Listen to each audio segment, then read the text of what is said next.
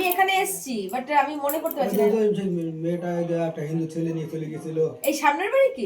এখানেই তো এই বাড়িটা। ও রে ভগবান। ওই যে আছে এই আজিমের নাম কি জানো? সোনালি। সোনালি বাড়ি এখানে? ওই জন্যই তো আমি চিনতে পেরেছি। আমি তো ওই দিক দিয়ে এসেছিলাম। ওই একই রাস্তা। আর এইটা এখন আমাদের এই পুকুরের ভিতরে রাস্তায়। আমার কাছে তো জিজ্ঞাসা করলো ড্রাইভার যে মুদির দোকানে যাবো। আমি বললাম যে মুদির দোকান সামনে।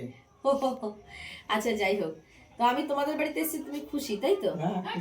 আমি কাজগুলো যে সংসারের আনন্দ দিয়ে দিই, ফিরিয়ে মানুষের সেই ঝগড়া মিটিয়ে দিস, তাতে কি তোমরা আমার ভিডিও দেখো?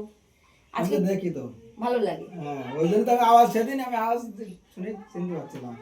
আচ্ছা, তুমি খুশি হয়েছো, আমি এটা শুনে খুব খুশি। আমি যতবার তোমার সাথে কথা বলেছি খুব সম্মানের সাথে কথা বলেছো, এটাই একটা মানুষের হওয়া উচিত। কিন্তু আমি খুশি, তার মধ্যে আবার অখুশি। আমি সামনে বলা লোক, পিছনে বলি না।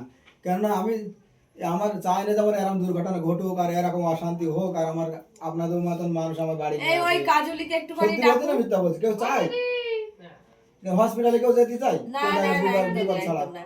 আজকে দেখি, আমি চেষ্টা করব যাতে করে সমস্যার সমাধান একটা হয়। দাদাকে খুব সুন্দর দেখতে, ভালো দেখতে, আমার দিদিটাও ভালো। তবে একটুখানি সমস্যা রয়েছে, কোথায় একটা না বোঝার সমস্যা। না বোঝা, এগুলো ভুল বোঝাবুঝির জন্য হয়। আচ্ছা বলছি, এই কাজলি তো আরেকজনের বউ ছিল। আমি সত্যি ঘটনা আগে তো বলছি। হ্যাঁ প্রথম থেকে বলছি আমি। আমার ছিল সংসার আগে, সুখের সংসার। হ্যাঁ, চলে এসে সুখের সংসার ছিল আমার আগে। হ্যাঁ, একটা মেয়ে ছিল, আচ্ছা আগে স্ত্রী ছিল। আচ্ছা মেয়েটা 12 ক্লাস পাস করেছে। আচ্ছা। তো আমি গিয়েছিলাম দুবাই। হ্যাঁ, দুবাই গেলি পরে এবার এই যে কাজলের দাদাবাবু ছিল আচ্ছা আমার কাছে, একসঙ্গে কাজ করতাম। তার কাজলের দাদাবাবু একদিন আমার মোবাইল থেকে বাড়ি ফোন করছিল এর কাছে। তার কাজলের দাদাবাবু বলছে যে আমার শালি তোর সঙ্গে কথা বলবে।